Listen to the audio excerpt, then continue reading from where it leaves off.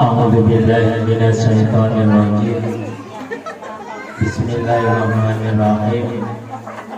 Alhamdulillahilladzi an'amana bi ni'matil iman wal islam. Allahumma shalli wa sallim ala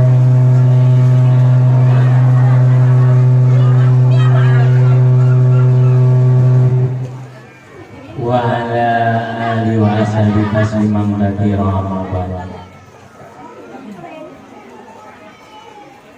A'udzu billahi minasy syaithanir rajim. Bismillahirrahmanirrahim.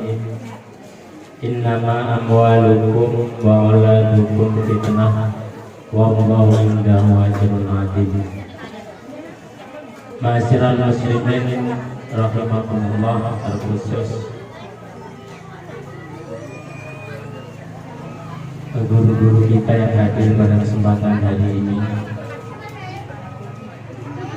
pengurus Majelis Taklim Miftahul Jannah atau BKMT Pancamulya yang hadir pada kesempatan hari ini,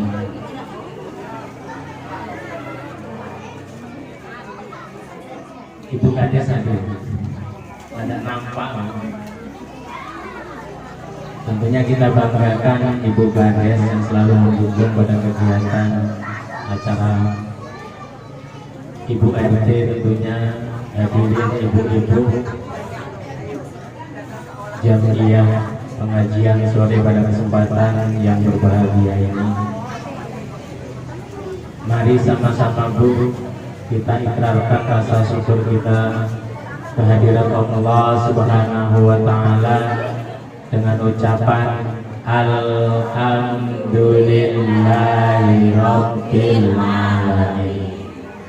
Dan mari sama-sama juga kita ikrarkan salawat wa salamullah kepada junjungan kita Nabi besar Muhammad sallallahu alaihi wasallam dengan ucapan Allahumma sholli wa sallim ala sayyidina Muhammad wa ala ali sayyidina Muhammad. Hadirin rahimakumullah, kalau pengen nampak ibu yang berdiri bayo, jangan kita yang berdiri. Ibu yang di dalam kalau pengen nampak keluar bayo, nggak usah nyumput lah. Bu, boleh saya tanya Bu, kenal Korun enggak Bu?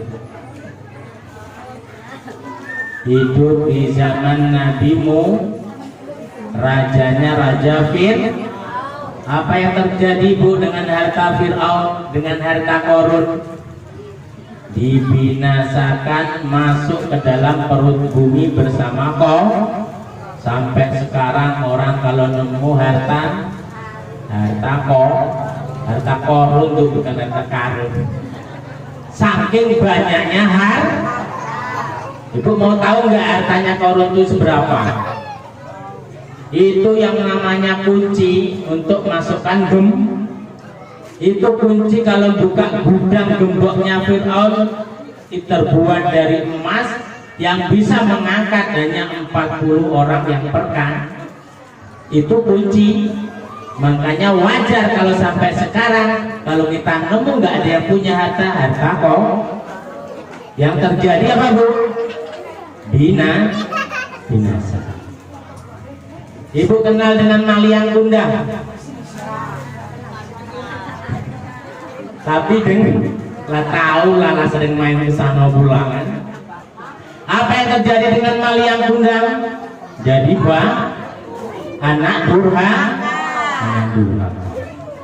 Oleh itu Allah telah memperingatkan kepada kita, innama amwalukum wa auladukum fitnah, bahwasanya harta-harta di anak-anak itu semuanya Apa itu fitnah Bu? Ujian. Ketika kita bisa menjadikan harta menjadi amal soleh, berarti lulus uji. Ketika kita bisa mendidik anak kita dengan soleh dan solehah, berarti lulus uji. Bu, kalau ibu berjalan ke depan di depannya ada duri, biar ibu selamat. Diapakan duri itu, Bu? Diapain? Lah begitu juga yang namanya ketika harta itu malah menjauhkan kita dengan sebagai penghalang kedekatan kita kepada maka harta itu harus kita, karena itu berani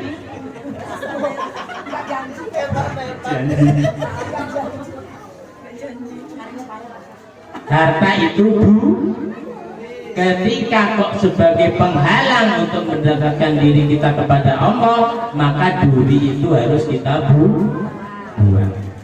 Swear Bu ya, harta itu berani Bu, nyicil sampai melotot. Sudah berapa tahun lah disuruh Bu. Ada yang punya HP Bu? Harga berapa Bu? Ada yang 5 juta?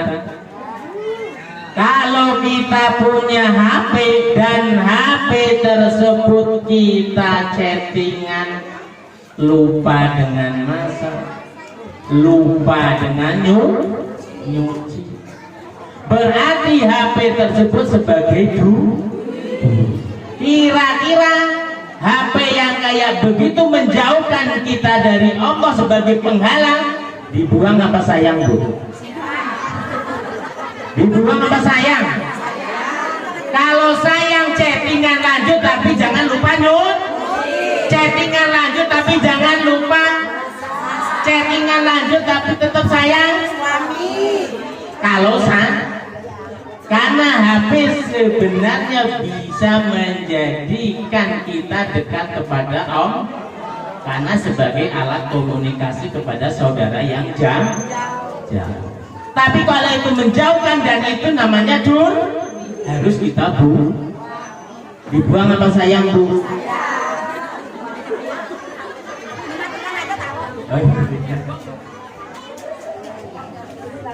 Di RT 9 kira-kira rumah yang paling bagus rumah siapa Bu? Enggak ada. Seharusnya rumah itu bisa menjadikan kita lebih kepada Allah, tempat untuk beribadah, sebagai apa? Rumah yang menjadikan kita nyaman untuk membaca Al-Qur'an.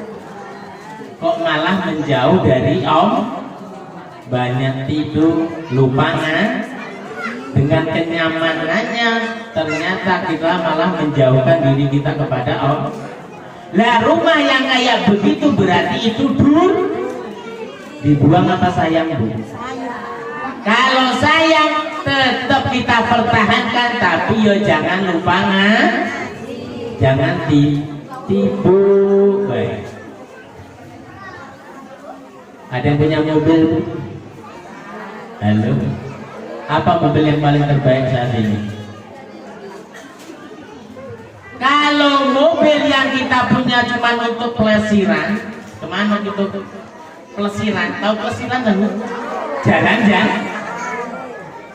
Sebagai alat untuk beribadah kepada Allah, berangkat pagi, pulang sore, duhur asar pulang maghrib isya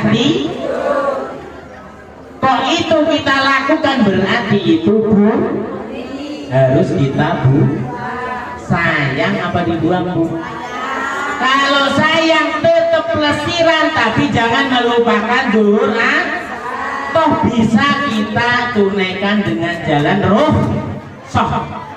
ada kemudahan keringan, yaitu menjamak sholat 2 fardu dijadikan 1 waktu, dan juga bisa kita kosor dari 4 rakaat menjadi 2 rakaat.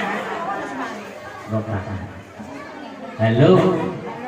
Dan itu seandainya kita bisa menjalankannya ketika kita sayang, ternyata mobil bisa menjadi alat ibadah. Dan ketika itu menjauhkan kita kepada Allah, dan itu duri harus kita buang. Halo. Ada punya suami, Bu? Ketika kita punya suami kok malah menjauhkan kita kepada Allah. Ternyata suami itu kita buang apa sayang, Bu? Dibuang apa sayang? Kira-kira gini, Bu, ya. Ketika suami marah-marah nggak jelas, ibu sering nyebut-nyebut nama Allah apa enggak, Bu? Nah, justru suami yang sering marah-marah nggak jelas mendekatkan kita diri kepada Allah. Maka suami yang kayak gini tuh harus kita pertahan. Jarang-jarang, Bu. Dengan suami yang marah-marah nggak jelas, kita bisa ibadah malam hari. Mendekatkan apa menjauhkan kepada Allah. Makanya dipertahan. Syukuri ketika kita punya suami yang nggak pernah marah-marah nggak jelas. Tapi pertahankan ketika kita punya suami yang marah-marah nggak jelas. Jadi syukuri ketika kita punya suami yang nggak pernah marah, dan pertahankan ketika kita punya suami yang nggak jelas. Justru dengan suami yang marah-marah nggak jelas menjadikan kita dekat kepada Allah. Allahumma shallu ala Nabi Muhammad. Ibu,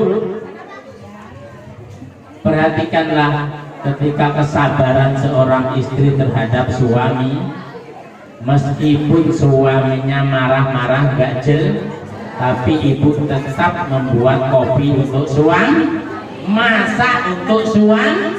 Ternyata kebaikan ibu pahalanya untuk siapa, Bu? Halo? Pahala yang kita amalkan meskipun suami sering marah-marah gak jelas. Kata Allah, man amila sholihan falinafsih, bahwasanya kalau kita berbuat baik pahalanya falinafsih, untuk diri kita sendiri. Halo Ibu, pahalanya untuk siapa, Bu? Untuk diri kita sendiri. Oleh karenanya kalau kita dianjurkan untuk berbuat baik kepada tetangga, mau tetangga baik atau tidak, yang jelas kita berbuat baik. Sebab pahala kita yang menjadikan dapat pahala. Bu, kira-kira pahala bisa ditransfer enggak, Bu? Jadi tidak akan mungkin kita yang berbuat baik pahalanya untuk tetangga. Atau sebaliknya, tetangga yang berbuat jahat dosanya untuk kita. Tidak akan mungkin. Tapi kejadiannya pahala itu bisa beralih kepada orang lain disebabkan satu, karena gosip. Tahu gosip, Bu? Apa gosip, Bu? Apa? Ngerasa membuka aib seseorang yang jelek.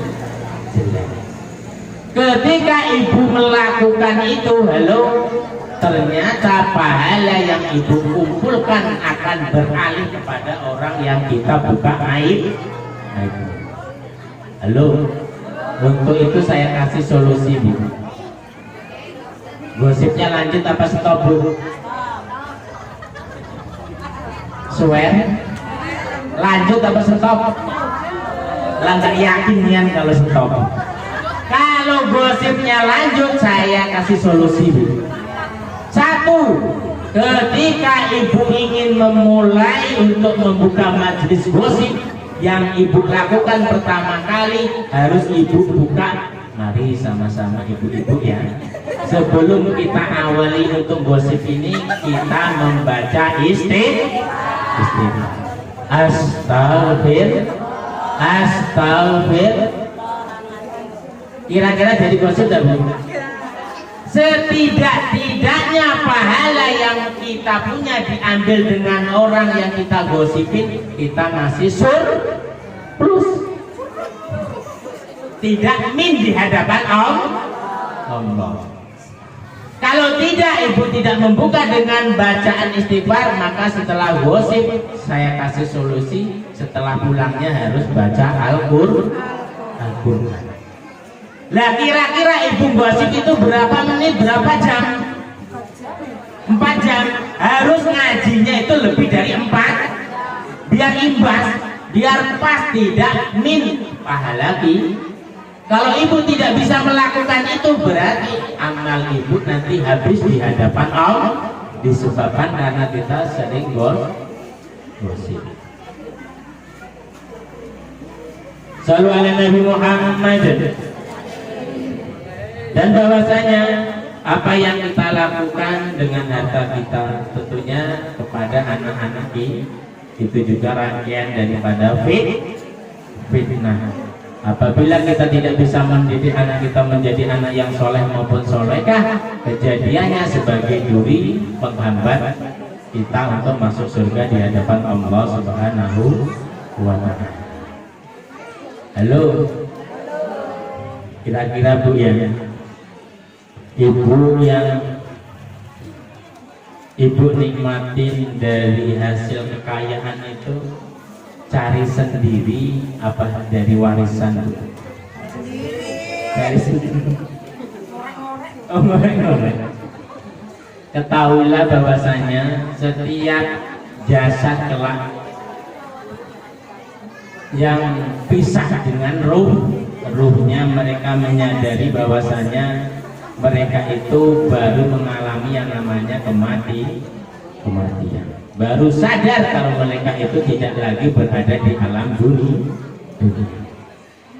Dan ketika menyadari tentang hal itu, apa yang mereka pikirkan pertama kali? Halo Bu, di sini dinyatakan oleh Allah bahwasanya ketika seseorang itu terlepas dari jasadnya, ketika sudah di alam barzah, mereka menyadari dengan sebutan fayaqula rabbi laula akhartani ila ajalin qarib. Mereka menyesali bahwasanya ya Rabb laula akhartani ila ajalin qarib, seandainya engkau bisa menunda kematianku, kata si alimah mayit. Apa yang dilakukannya Bu? Fa'asaddaqo, mereka ingin mensodakohkan hartanya semuanya. Halo, harta itu dibawa mati apa tidak Bu? Harta itu dibawa mati. Nah, harta yang dibawa mati itu disebabkan harta yang sudah kita infakkan untuk musol. Makanya ketika orang itu sudah terlepas dari jasadnya dan ketika harta itu tidak sempat mereka untuk menginfakkan, mereka menyesali dengan harta. Ngapu gak dibawa mati. Sehingganya orang-orang itu semuanya menyesali dengan harapan agar seandainya dia dibangkitkan lagi bisa mensodakohkan seluruh harta. Bu, harta yang kita punya benar-benar hasil dari payah kita sendiri Bu ya, bukan warisan. Karena harta warisan yang kebetulan orang tuanya jelas-jelas sudah meninggal, maka apa yang dilakukan orang tuanya di alam kubur jelas mengalami penyesalan di sana. Ngapu nggak aku ngapu nggak aku infak? Makanya bagi ibu-ibu yang mendapatkan harta waris, kebetulan harta orang tua, supaya orang tua tidak menyesali perbuatannya di alam barzah karena tidak bisa membawa semuanya, maka ibu yang menerima harta warisan setidak-tidaknya kalau ibu tidak sanggup untuk menginfakkan harta orang tua yang ibu wariskan, halo, kira-kira berani menginfakkan nggak Bu? Seluruh harta waris? Bu, berani apa sayang? Oh sayang.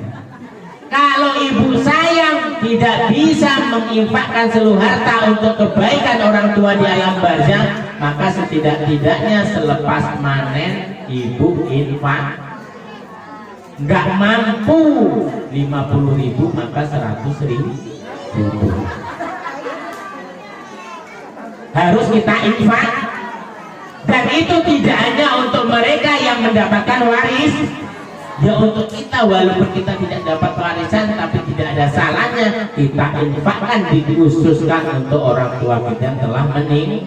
Sebab orang tua yang tidak dapat kiriman dari ahlinya ketika di alam barzah, mereka pada berebut amal jari.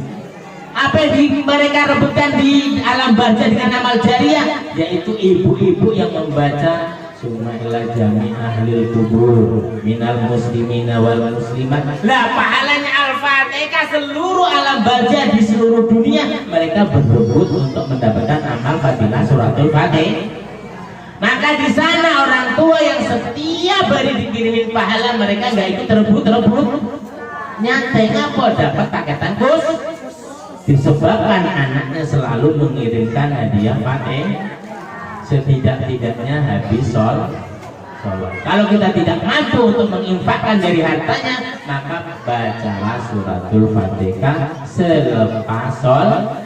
Dengan begitu orang tua kita di alam barzah tidak ikut rebut-rebutan amal kebaikan yang kita lemparkan lewat minal muslimin wal disebabkan mereka telah mendapatkan paket khusus dengan fadilah suratul Fatihah.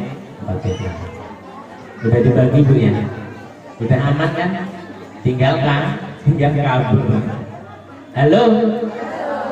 Jadi intinya harta yang kita miliki adalah duri.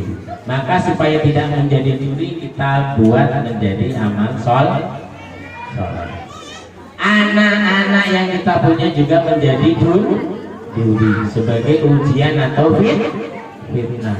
Maka supaya menjadi amal, kita jadikan anak-anak kita menjadi soleh maupun solehah. Sehingganya kata Allah, wallahu indahu ajrun adim, di sisi Allah lah pahala yang amat besar. Mungkin itu Bu ya yang dapat kami sampaikan. Kurang lebih kami mohon maaf. Akhirul kalam, wassalamualaikum warahmatullahi wabarakatuh. Lama wasal juga.